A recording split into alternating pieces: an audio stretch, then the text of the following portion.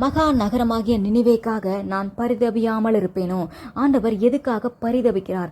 பாவத்துக்காக பரிதபிக்கிறாரா? இல்லை, இந்த பிள்ளை பாவம் செய்கிறானே அப்படின்னு சொல்லி பரிதபிக்கல. இந்த பாவத்தை விட்டு விட்டு இவன் என்கிட்ட வரணும், இந்த ஆத்மா வீணா போகக்கூடாதேன்னு சொல்லி பரிதபிக்கிறார். உன் வாழ்க்கை வீணா போயிடக்கூடாதேன்னு சொல்லி தான் ஆண்டவர் பரிதபிக்கிறார். இன்றைக்கு நம்ம செய்கிற அநேக பாவங்கள் ஒரு சில நேரம் இப்பொழுதே வெளியரங்கமாயிரும், மாட்டிப்போம். அது பர்ஃபெக்டாக பாவம் செய்யலை, அதனால தான் மாட்டிருச்சு. ஒரு சிலர் பர்ஃபெக்டாக செய்வாங்க, கடைசி வரைக்கும் மாட்டாமல் பரிசுத்தவான் வேஷத்திலேயே இருந்து வீணா போயிடுவான்.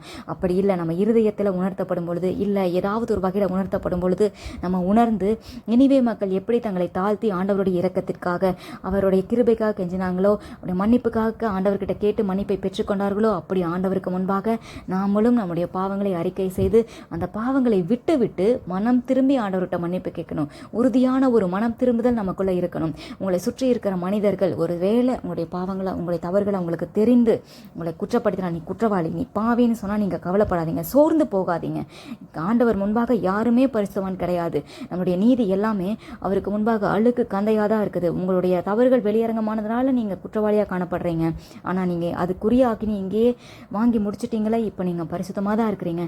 ஆண்டவர் தான் உங்களை மன்னிக்கணும். அவர் உங்களுக்கு மன்னிக்க ரெடியாக இருக்காரு. நீங்கள் திரும்ப அந்த பாவத்துக்கு, அந்த தவறுக்கும் நான் திரும்பி போக மாட்டேன் ஆண்டவரேன்னு சொல்லி நினிவே மக்களைப் போல உங்களை தாழ்த்தி உங்களை வருத்தி ஆண்டவர் முன்பாக கேட்டு அதை நிரந்தரமாக விட்டு வந்துடுங்க. உங்களை பற்றி காசிப் பேசுகிறவங்களை பற்றி நீங்கள் கவலைப்பட வேண்டாம். ஆண்டவர் உங்களுக்காக பரிதபிக்கிறார்.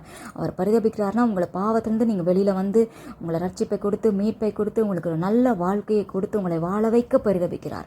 நீங்கள் அந்த வாய்ப்பை பெற்றுக்கொள்ளுங்கள், சரியாக பயன்படுத்திக்கோங்க. உங்கள் எல்லா பழைய வாழ்க்கைகளையும் விட்டு ஆண்டவர் உங்களுக்கு கொடுக்குற புதிய வாழ்க்கைக்குள்ளே வந்துடுங்க.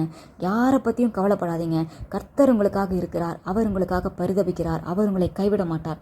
உங்களுக்கு ஒரு புதிய வாழ்க்கையை கொடுத்து சகலவற்றையும் புதிதாக்கி உங்களை வாழ வைப்பார்.